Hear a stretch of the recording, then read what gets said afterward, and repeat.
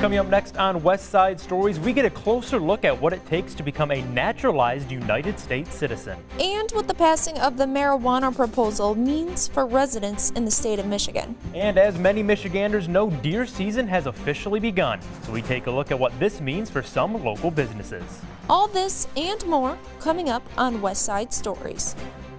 West Side Stories is produced by students from the Multimedia Journalism program at Grand Valley State University. Support also comes from the School of Communications, inspiring thought, perfecting practice.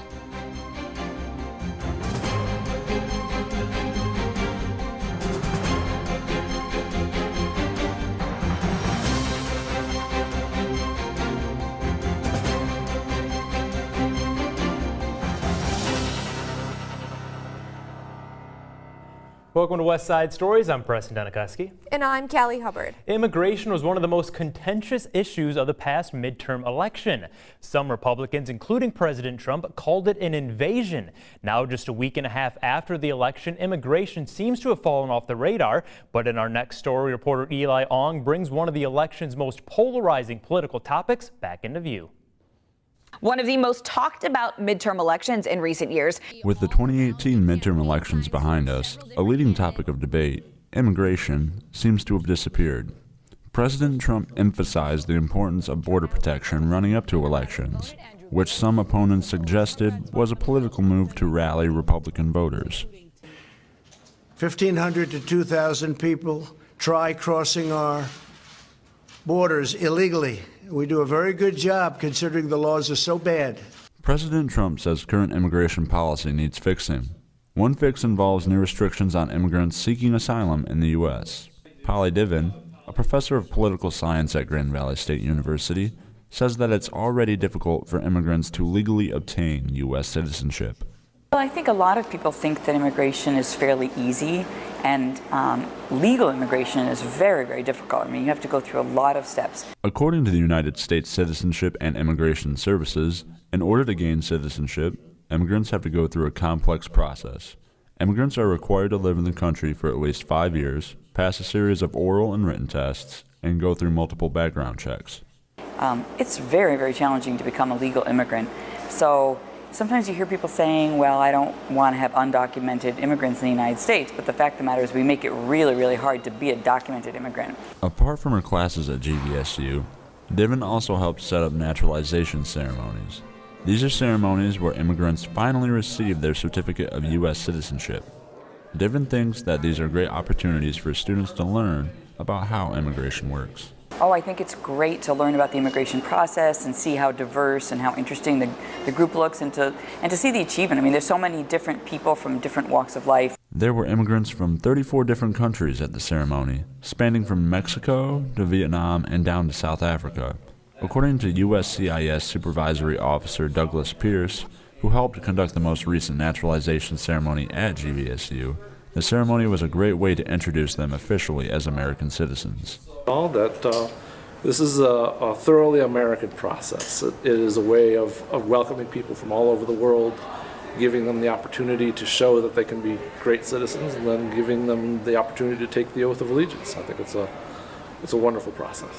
While some immigrants can take advantage of the naturalization process, some do not have the luxury of waiting years to gain citizenship. According to Divin, Americans should decide if they want to loosen immigration policies or be more understanding of where some immigrants come from. And so I think that sometimes people don't understand that we either have to ease up a bit on the process, or we have to be a little more understanding of why people come here.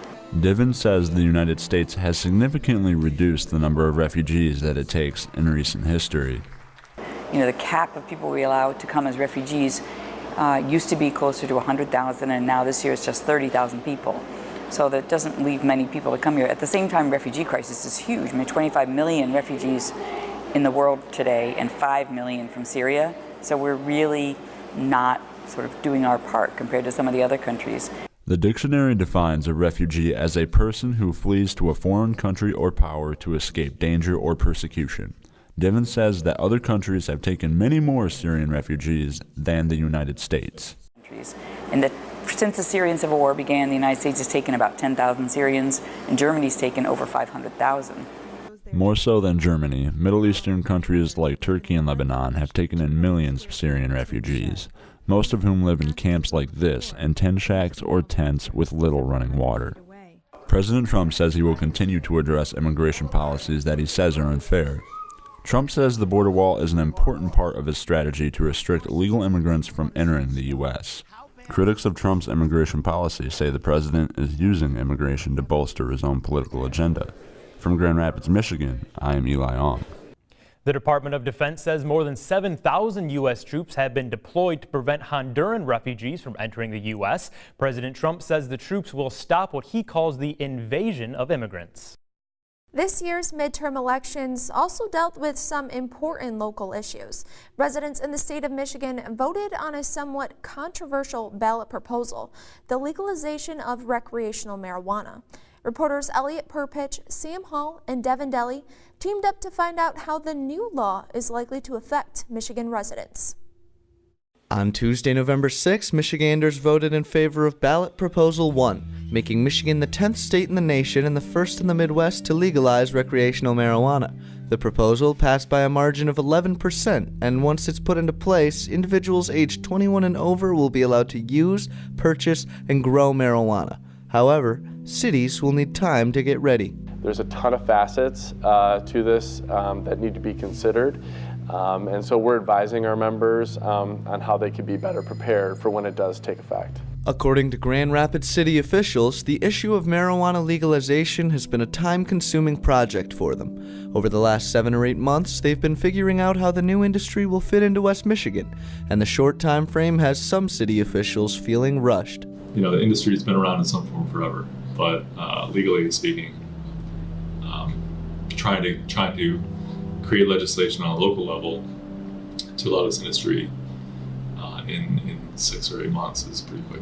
There's also the issue of what is legal and when. While it's true that consumers will be able to legally smoke marijuana within a few weeks, officials think it will take a year or two before the sale of it is legal as well, which Bartley says can be problematic. From an administrative standpoint, we'd rather that everything go into effect at the same time.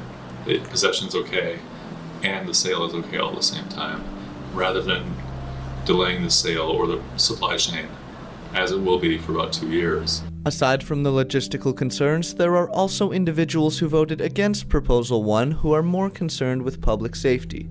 I think those that are concerned about it are those that, you know, potentially have workplace safety issues, construction, manufacturing, healthcare. You don't want your employees under the influence if they literally have someone's life in their hands. Johnston says he doesn't know how employees would act under the influence.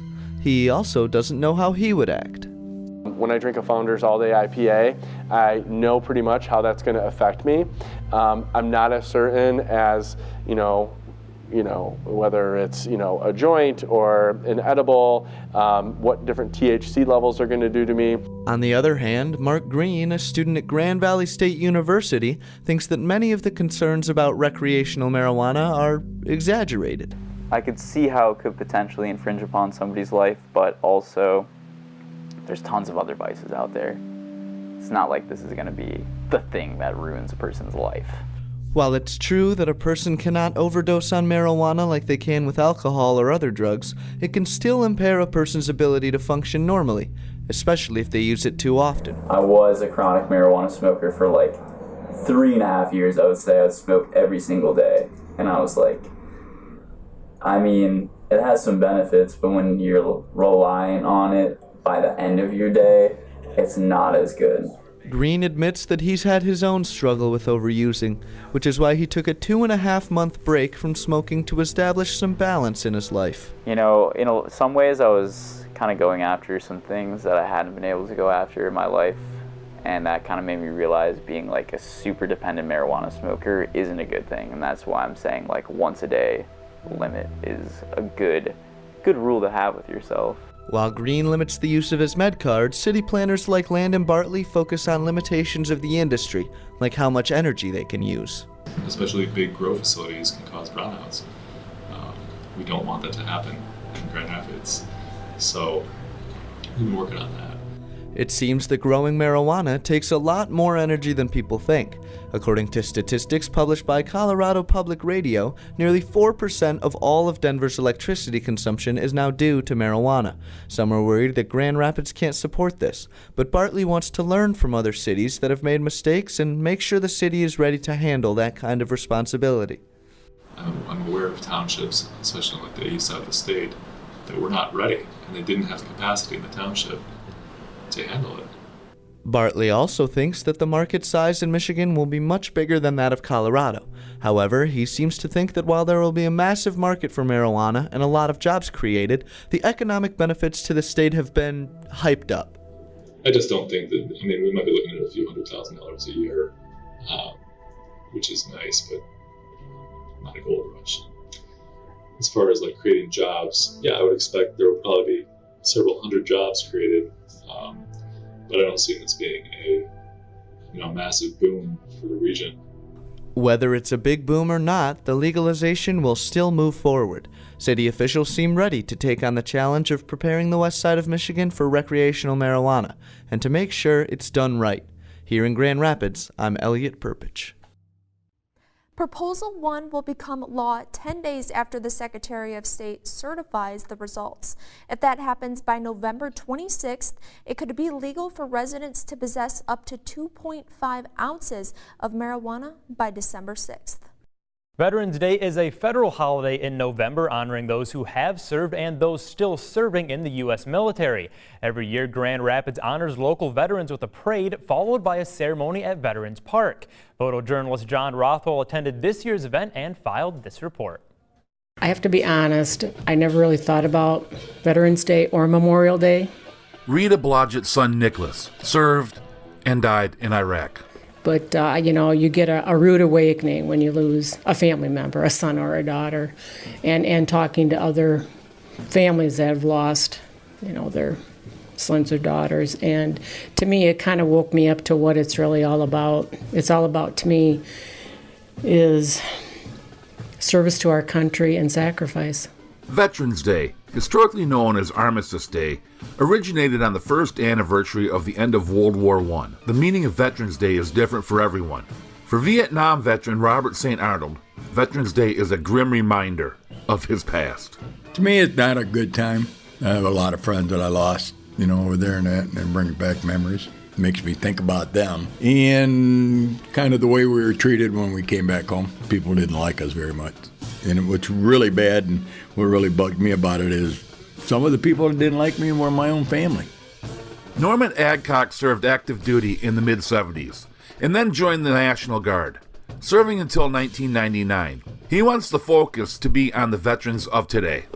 We need to concentrate more on our veterans, especially I'm Vietnam era, but the gentlemen, men and women that went to Afghanistan, Iraq, Kuwait, whatever, oh my God. I mean, it's a totally different atmosphere. Bob Anderson served in the Vietnam War 49 years ago. Today he was honored as the Veteran of the Year by the United Veterans Council of Kent County.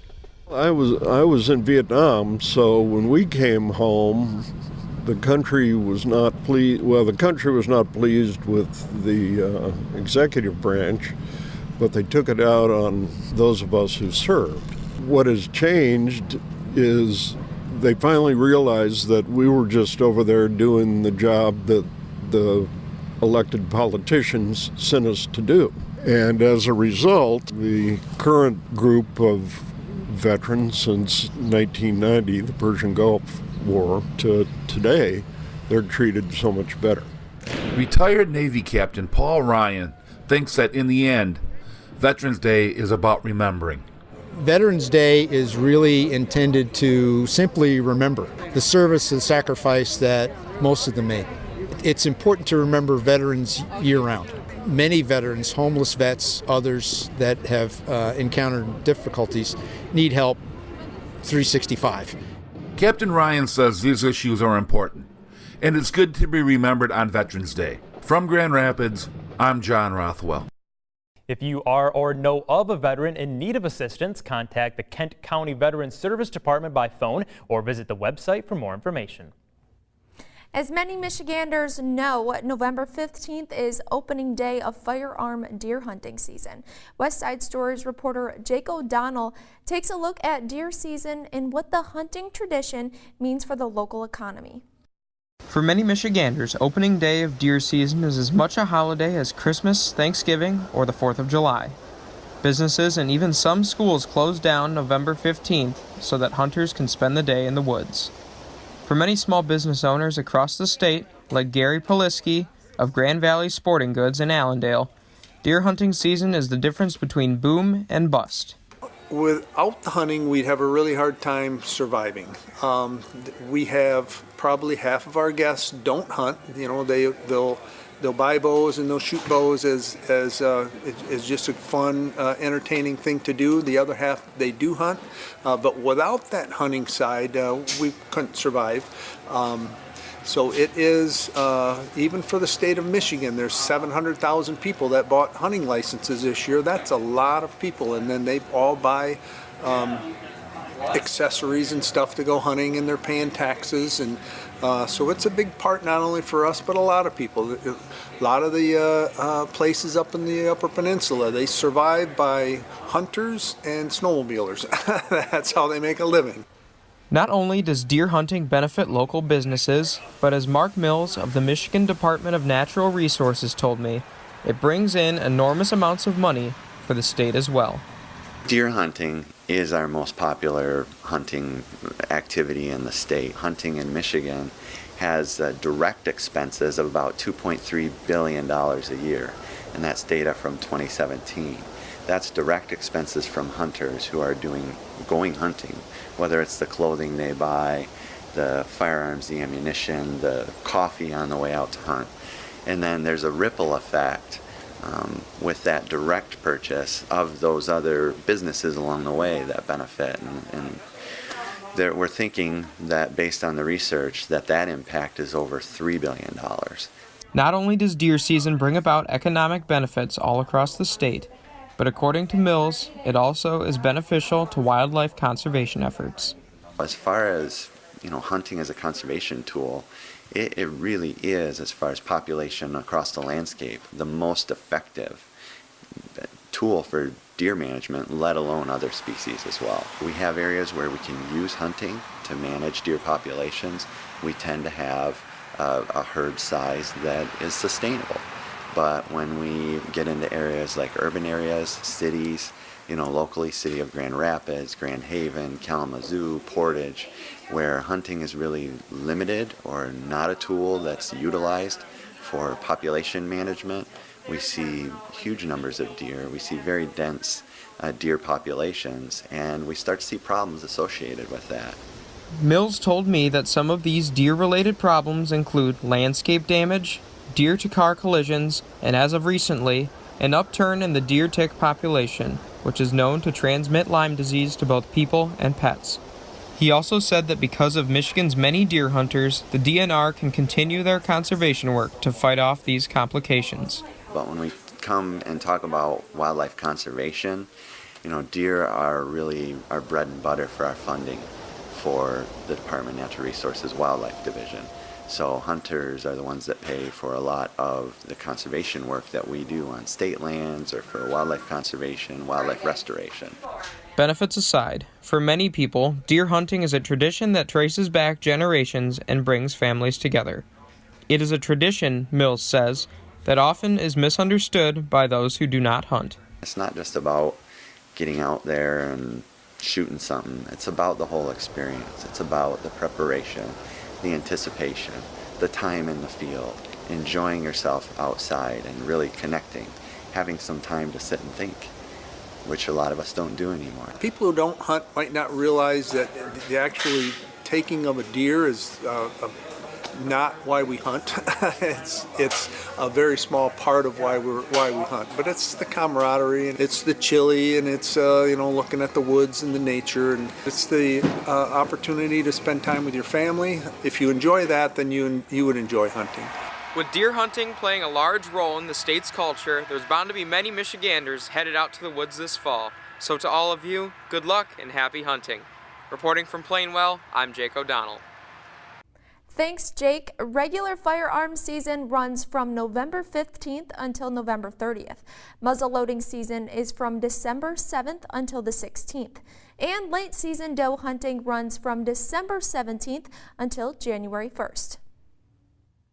Psychics, mediums, and tarot card readers, there's one Michigan event that has it all. Associate producer Linnea Martinez takes us to the West Michigan Spirit Fair and talks to its eclectic group of attendees.